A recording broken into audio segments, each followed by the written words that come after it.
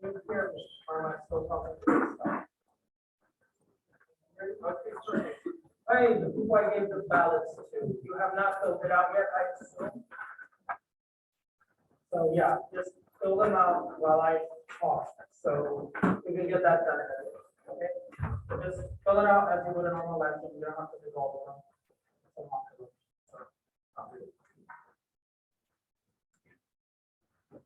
So they were gonna be talking about issues with voting, that's why I'm having only some of you do, like if you're going to vote now, and just so you can get like more of a feel of the different issues that are starting to pop up. But yeah, one of the most important pieces of legislation when it comes to voting was the Voting Rights Act. So for a long time in America, African Americans were prohibited to vote by a series of restrictions, specifically in the South. We've already discussed this in class, but I felt the need to touch on them since that affected millions of voters. So in some states like Alabama or Louisiana, that will change the outcome of an election. So then we passed the Voting Rights Act to put an end to all of those issues. Kind of just say, okay, it's over, and we solved this. And it did work. So the minute the Voting Rights Act was passed, the upcoming years, millions of African Americans were able to register to vote and participate in our democracy. But that wasn't the end of the story with the Voting Rights Act. So in 2013, the Supreme Court decided to take up a case against the Voting Rights Act, because by this time, a lot of states were trying to pass voter ID laws and change their voting laws. But there was a section of the Voting Rights Act that said, if you were one of these states that was really racist and denied a bunch of African Americans their voting rights, well, then you need permission from the federal government before you change anything, just to make sure you guys are complying with our laws. So, and some of these states took a challenge to the Supreme Court and they won. So the Voting Rights Act worked. You can even see that with the election of Barack Obama. For the first time, African American voter share finally surpassed by a bit the white share of the vote, so it was basically equal. But then the Voting Rights Act was gutted for the first time, meaning that no longer were these states, like in the South and also Texas, required to ask permission from the federal government every time they wanted to change their voting laws. And so yeah, now there's another voting challenge to the Voting Rights Act. So this term, so maybe next summer, the Supreme Court will determine if to challenge another section of the Voting Rights Act. Because again, some states in the South, this time Alabama and Louisiana, are trying to keep broad maps that benefit the Republican Party, which is their party, of course, which makes sense. But the problem is they dilute the vote of African Americans. So in states like Alabama, politics is very divided along racial lines. And as a result, by trying to keep their majority in these states, it requires that they dilute or divide African American voters. So then obviously advocates are saying, hey, you have to give these people the same equal chance to win as the others. But those states are arguing, hey, we should, racism ended a long time ago, we should just move on, and we don't really need this nowadays. So we shouldn't judge basing our districts off of race. So next year, the Supreme Court will decide, and based on that result, it will either gut the Voting Rights Act even more, making it, some people argue irrelevant, others argue it be more efficient, or it'll actually conserve it. Now, before I move on, how are we doing with the mock election? Of the people I gave a ballot to, who already filled it out? Raise your hand. Okay, start coming on down. So yes, I forgot my little voting booth, so someone in another department was generous enough to give me a box. Let's use that. But yes, just as we're doing a normal election. I know I'm not a box.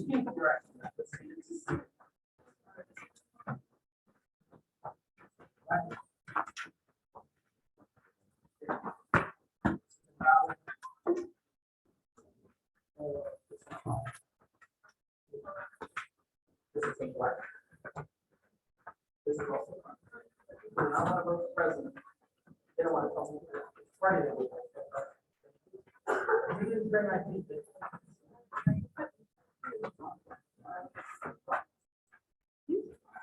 This one's also on ballot.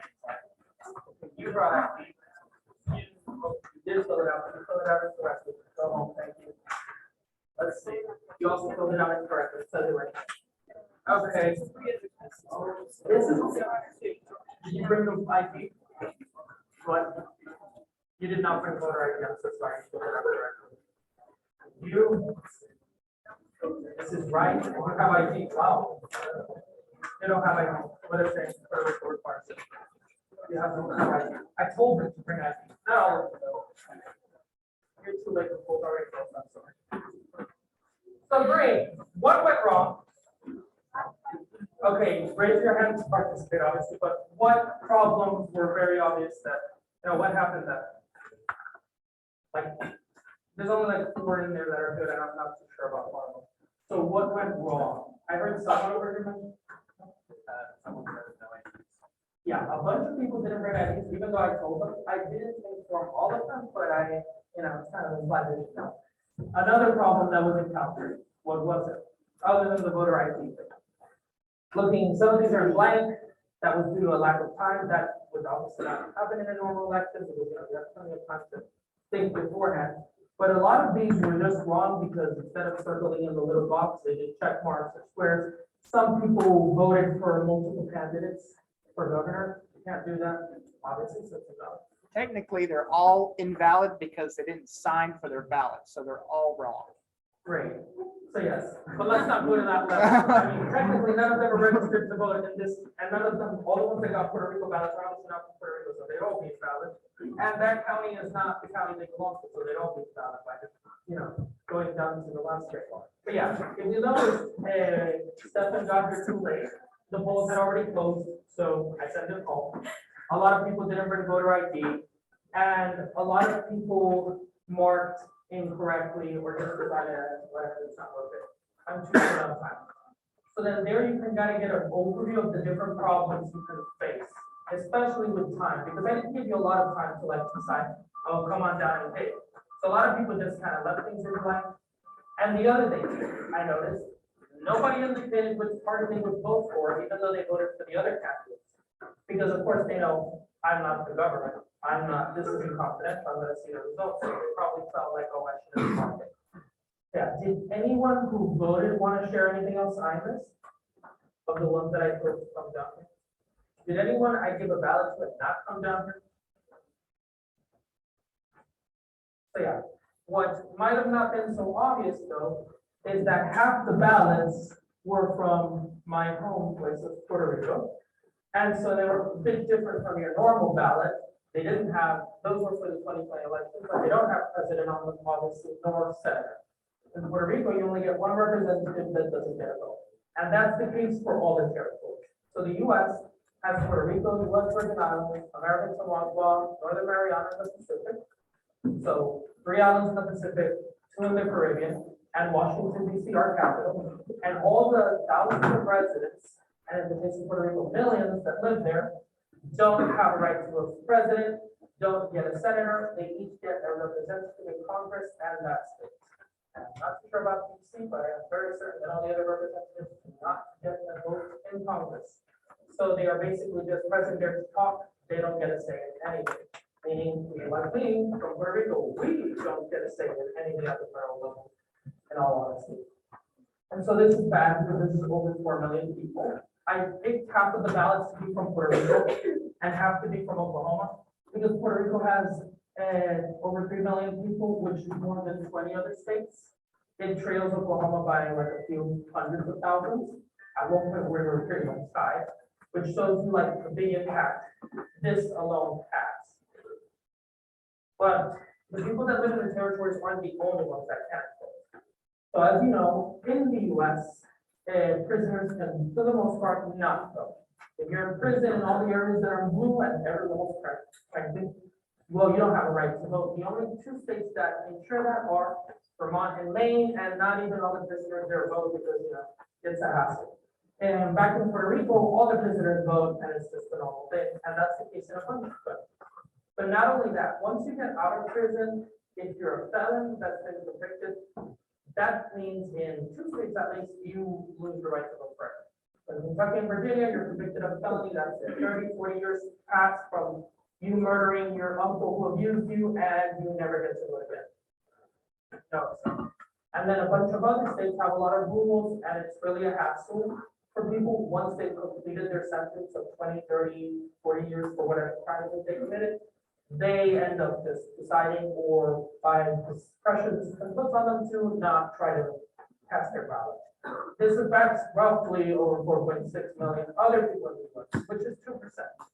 So if we look at it this way, 2% of America, over 2% of America, doesn't get to vote because of their past or present criminal convictions. And over 4 million of US citizens also don't get to vote because we're not within a US state. And also, if you move to Puerto Rico, you don't get to vote for president. So the minute you step into a territory, that's it, the end of your federal voting rights law. And vice versa. So yeah, in recent years, we've seen a lot of accusations of fraud and people concerned with the integrity of elections. And so the result of that is that many states have taken new actions. I already mentioned how it was really hard for formerly convicted felons to get their voting rights back. So for that, I'm going to show you the example of what Florida has been doing this year. I guess you have my warrant. Just released body camera recording showing officers in Florida making felony voter fraud arrests.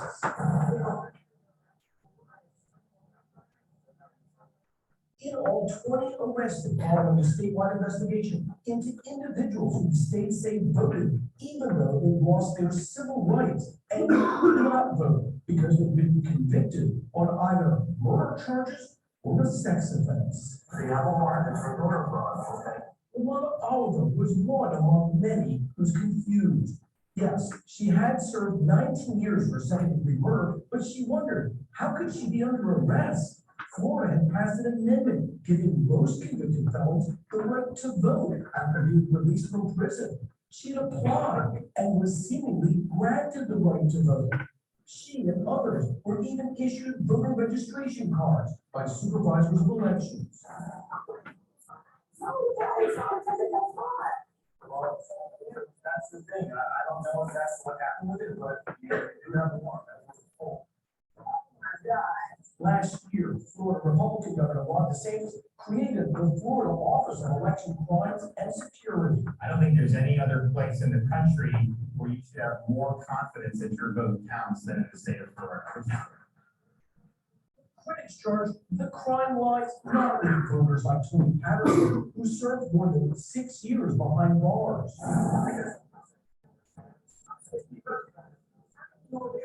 Rather, the problem was created when the state issued them voters registration cards. And that determination was made by the state?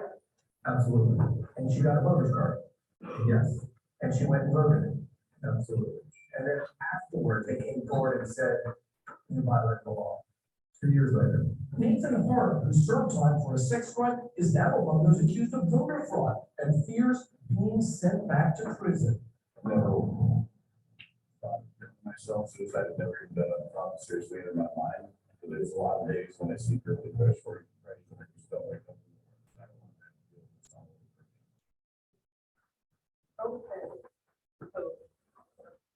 it.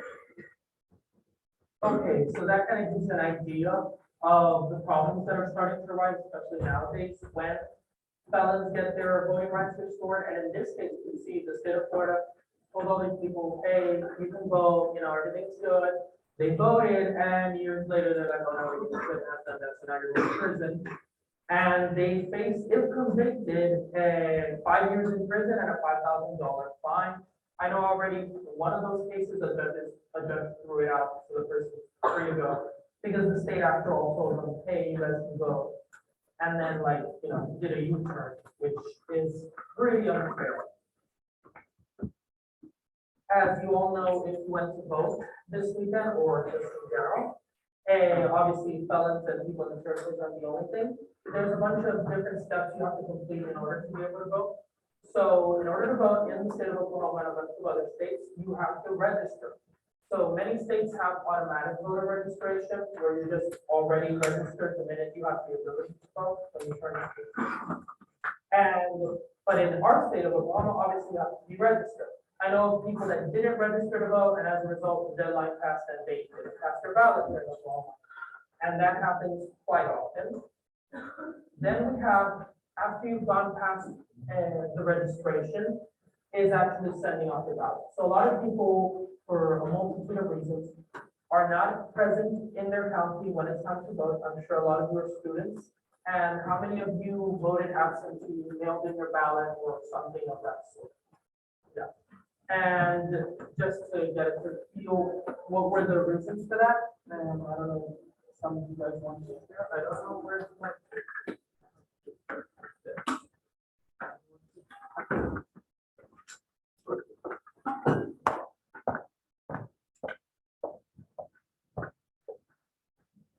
For me, just my home county is 2 hours away, and so it didn't really make sense to drive that far to the. Okay, anyone else? Of the ones that voted absentee or mailed it in? Get one over here.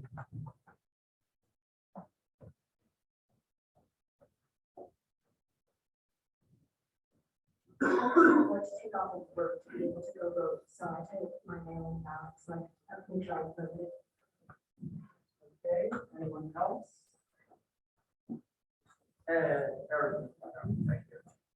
My hometown is like an hour away in Hollister, so I could personally go in person, so I had to fill out an absentee ballot there. Okay, so anyone else would like to share? Okay, so basically, if you look at the reasons, it's mostly related to time, whether it be work or you just happen to be living for college far away from your hometown. It's not that easy to get to the polls. After all, you have, a life that you have to get back to. And well, so what mail-in ballots and absentee voting do is they permit people to cast their ballot on their own time, in other words, when they have the time. Not just have to rely on, oh, I have to go in person, and I have to, be there on time, if not the polls will vote. And I don't have my, I don't get that ability to cast my ballot. Then there is the polling station. So we mentioned that her hometown was 2 hours away from, that she's 2 hours away from her hometown, but that's not the other thing. And let's say you have mail-in ballot and you want to drop it off at a drop box. Well, it really depends how many drop boxes are there, where are they located? And so that's another thing that certain states like Georgia have been changing in recent years. So for the 2020 election, Georgia had reduced the amount or redistributed the amount of drop boxes. And the impact of that was that a lot of residents in the state saw their travel times go up, especially the Atlanta area, in order to be able to deposit that ballot. But in other more rural areas, it's faster for them to be able to drop it off. Now, just by looking at the map, the yellow areas are faster time and dark green and blue is slower time. Why do you think they did this?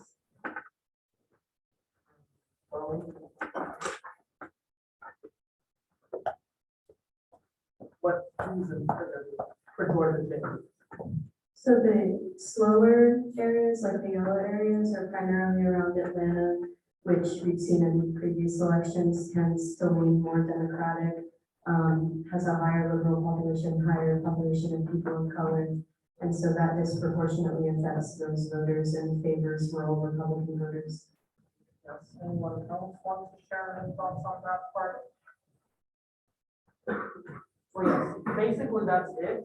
Half of the people in the Atlanta area are minorities.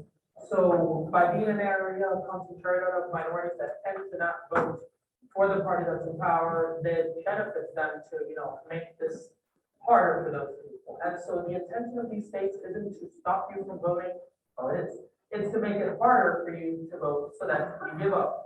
Because as you saw, if I would have told you beforehand, oh, you have to bring a license and all that other stuff, a lot of you would have just decided, well, I'm just gonna stay sitting down because this isn't worth it. And so that part, the part of being overwhelmed by all the stuff that they're asking you to do, makes you say, well, it's not really worth it, let's stay home. And so to go along with that, last night, there was a few ballot measures on voting.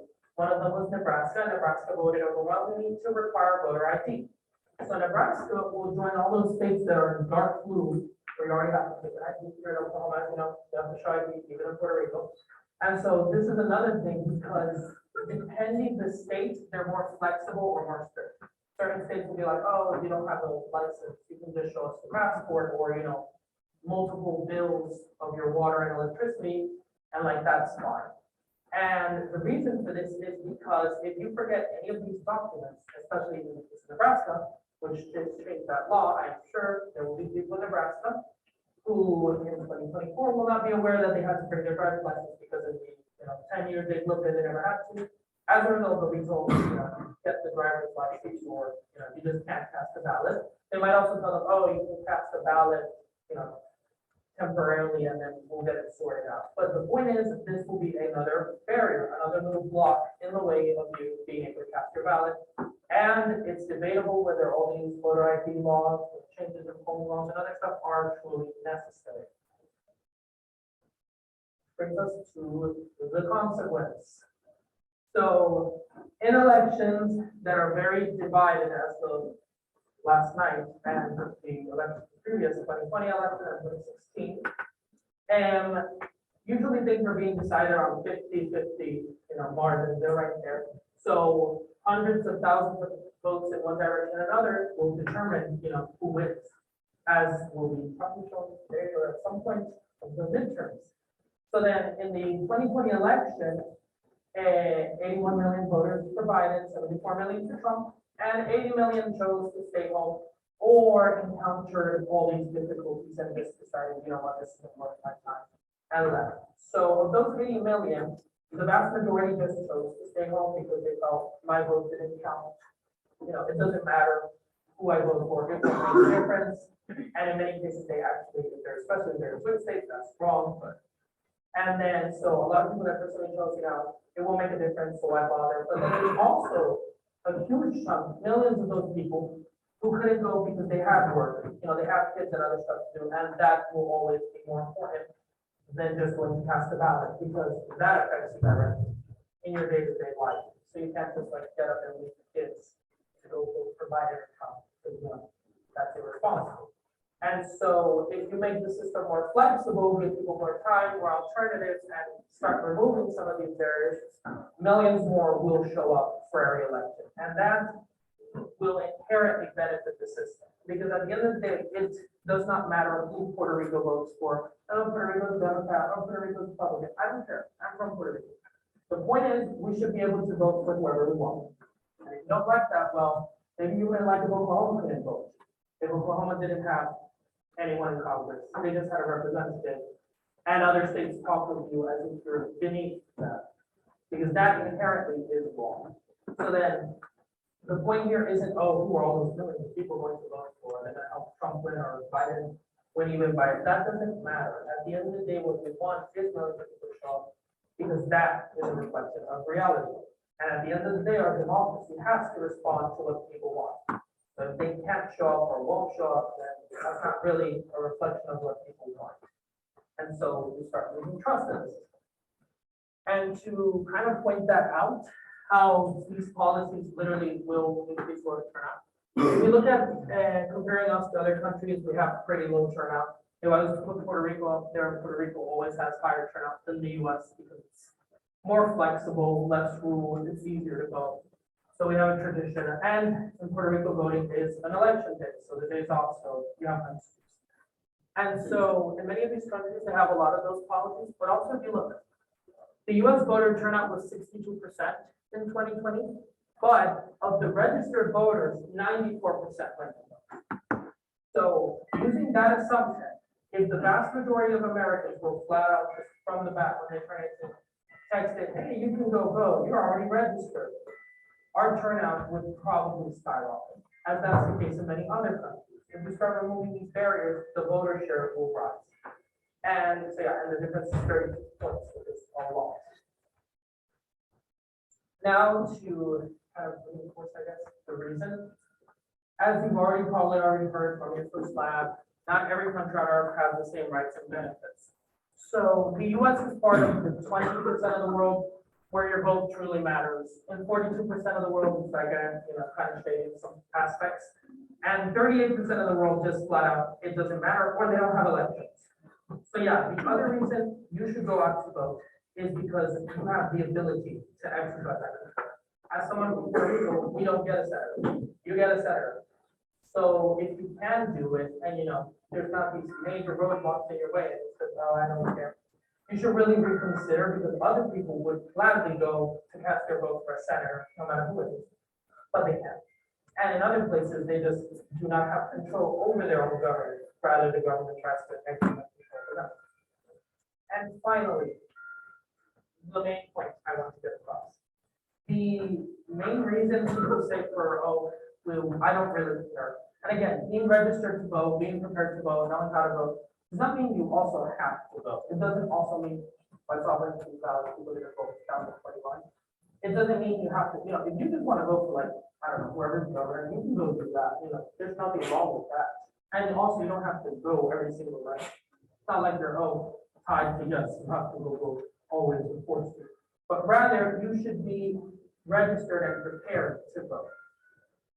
And if you did not vote in these elections because some of these things happened to you and you just didn't get a chance to care, you should probably get registered and be ready to vote, because our state, the state of Oklahoma, will have a vote next March on whether marijuana should be legal or not, and 2024 is right around the corner. So you do not want to miss that presidential election at least.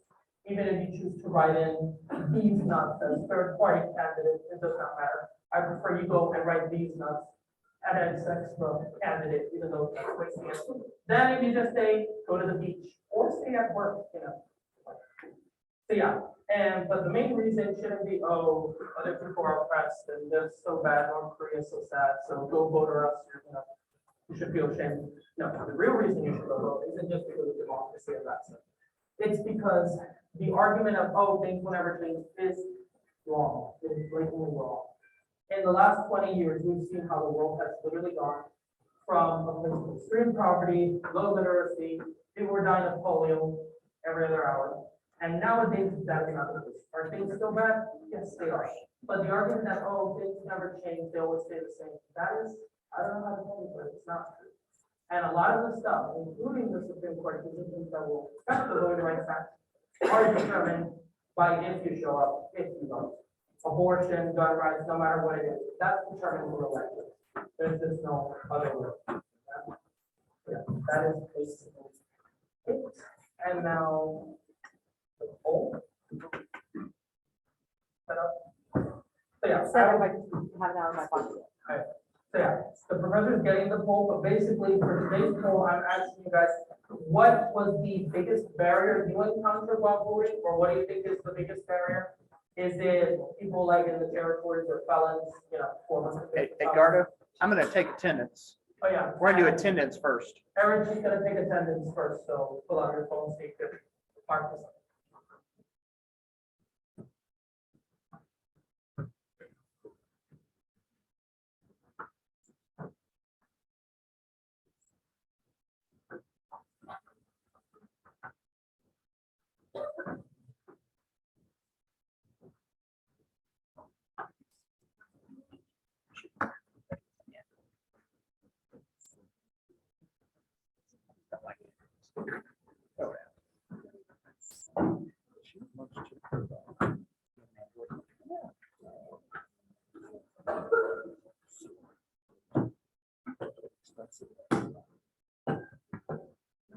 Works for you, works, I guess. This doesn't work for iMessage.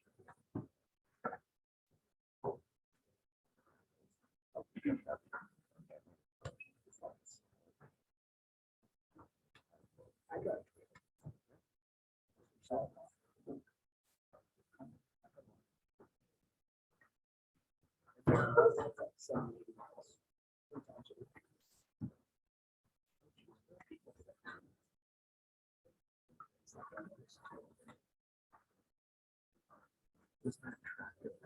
Whole line.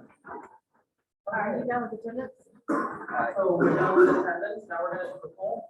Again, just what was the biggest issue you faced while voting, and if you didn't vote, what do you think is like the biggest issue or obstacle in terms of voting? Is it? And I'm gonna answer questions about the exam.